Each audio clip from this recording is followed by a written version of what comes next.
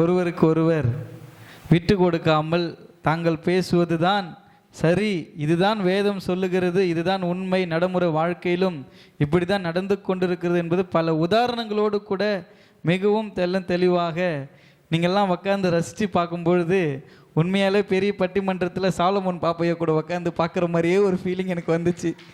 அவ்வளோ அழகாக நீங்கள் அதை அவங்க பேசுகிறது அவ்வளோ இன்ட்ரெஸ்டாக கேட்குறீங்க. வாரம் வாரம் பிரசங்கம் இல்லாமல் இப்படியே இருந்தால் கூட நல்லா இருக்குமேன்னு மட்டும் யோசிச்சிடாதீங்க. கண்டிப்பாக பிரசங்கம் உண்டு.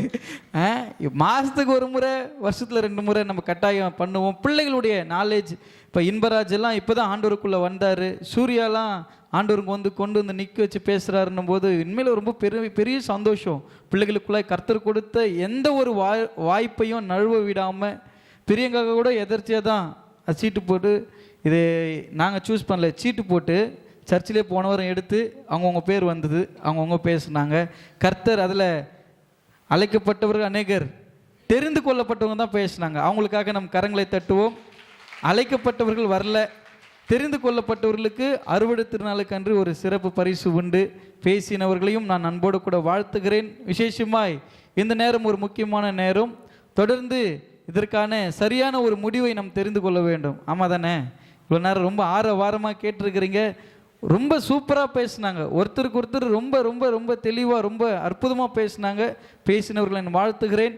தொடர்ந்து அவர்களுக்கான முடிவுகளையும் அவர்களுக்கான ஆலோசனைகளோடு கூடிய வார்த்தைகளையும் அருமையான முனைவர் அருள்தாஸ் ஐயா அவர்கள் பகிர்ந்து கொள்வோம். நம் யாவரும் கரங்களை தட்டி அவர்கள் அன்போடு கூட வரவேற்போம்.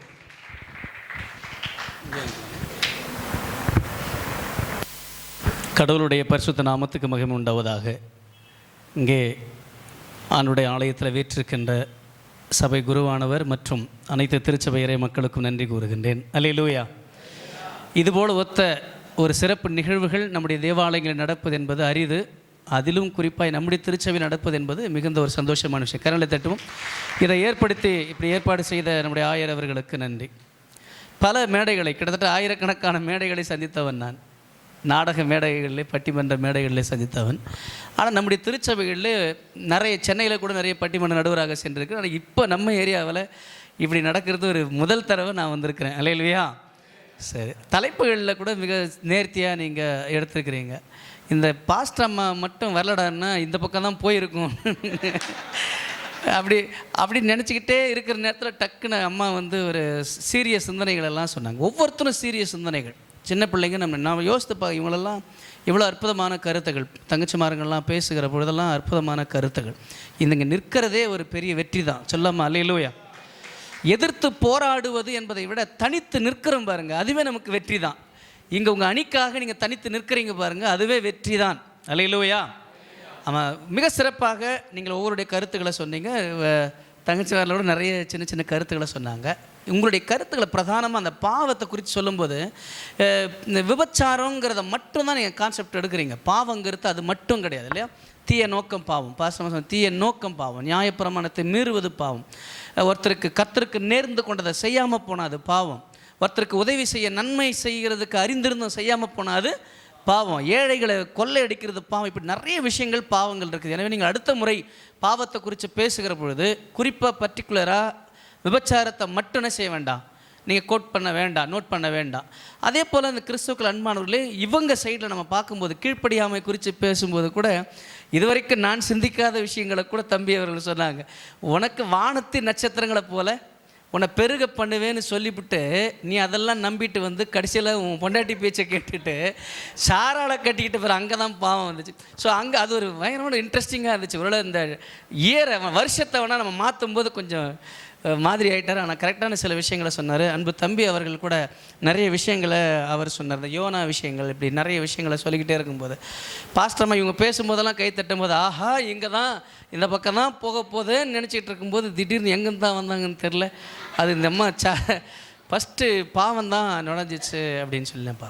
இந்த 2 விஷயத்தை நான் உங்களுக்கு சொல்ல போகிறேன். ஒன்று, இந்த பாவம் நமக்குள்ளே வரும்போது கடவுளுடைய பார்வைக்கு முன்னே நம்ம என்ன செய்யுதுங்க, மறைக்குது. ஏசாயா 59:2 சொல்லுகிறது, நம்முடைய அக்கிரமங்கள் கடவுளுக்கும் நமக்கும் ஃபஸ்ட் என்ன செய்யுதுங்க, பிரிக்குது. 2வது, நீங்கள் அதுக்கு அடுத்த வருஷத்தில் பார்க்கும்போது நம்முடைய பாவங்கள் கடவுளுடைய கண்களுக்கு என்பதாக நம்ம மறைக்குது. அப்போ பாவம் ஆண்டவரிடத்துலேருந்து கண்டிப்பாக நம்ம பிரிக்கிறது உண்மை. கை தட்டலாமா? ஆனால் ரோமருக்கு எழுதின நிருபத்தில் 5ஆம் அதிகாரத்தில் நீங்கள் தெளிவாக படிக்கிற பொழுது சொல்லுது, ஒருவனுடைய கீழ்ப்படியாமனால தான் பாவத்துக்குள்ளே வந்துச்சு அப்படிங்கிறது ரோமர் 5:19 சொல்லுகிறது. அப்போ 2 விதத்தில் நம்ம பார்க்கும்போது, அறியாமல் நுழைகிறதுக்கு பேர் பாவம், அறிஞ்சு செய்கிறதுக்கு பேர் கீழ்ப்படியாமங்கிறத 2 விளக்கங்கள் சொன்னாங்க. சரி, கீழ்ப்படியாமல் இருந்ததுனால தான் பாவம் வந்துச்சு அப்படின்னு கூட யோசிச்சுட்டு தான் எழுதினே இருந்தேன். அப்புறம் தான் சொல்கிறாங்க, பாவம் வந்ததுனால தான் கீழ்ப்படியாமலே போச்சு அப்படி சொல்லி 2த்தையும் என்னால் விட்டு கொடுக்க முடியாத ஒரு நடுநிலையில் இருக்கிற. ஒருவேளை பாஸ்டர் அம்மா இடையில வந்து பேசலைன்னா கண்டிப்பாக தீர்ப்பு ஒன் சைடாக தான் போயிருக்கும், கண்டிப்பாக போயிருக்கும்.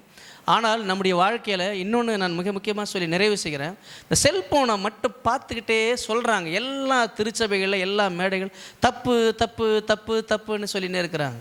இது எவ்வளோ விஷயம் இருக்குது தெரியுமா? உட்காந்த இடத்துல இன்றைக்கி அமெரிக்காவில் இன்றைக்கி யார் தெரியலையா, மு க ஸ்டாலின் ஐயா நம்முடைய தமிழ்நாடுடைய முதலமைச்சர் அங்கே என்ன பண்ணுறாருன்றது இங்கே என்ன செய்ய முடியும்?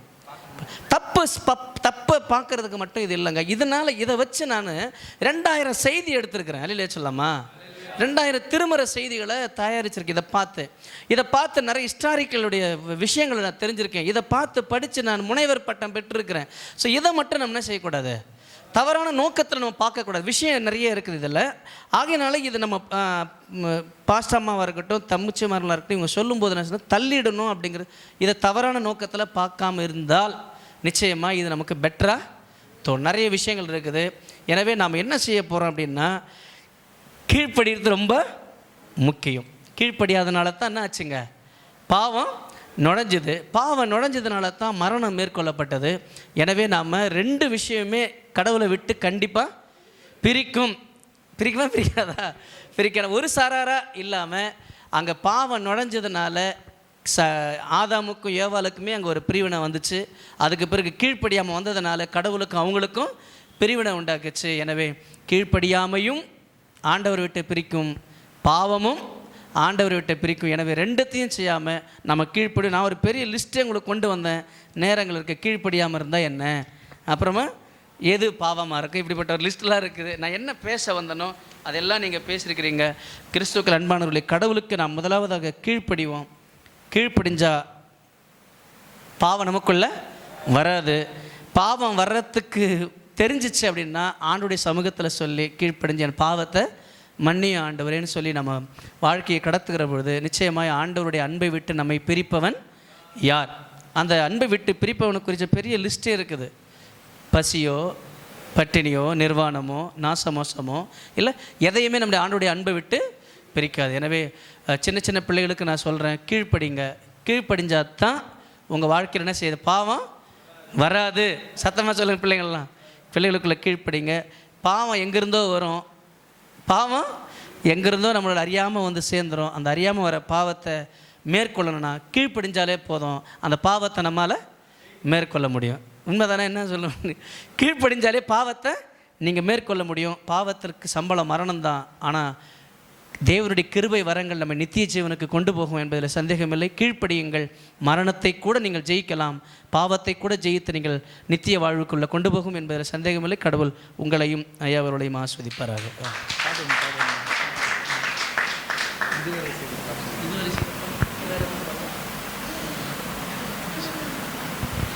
சரி.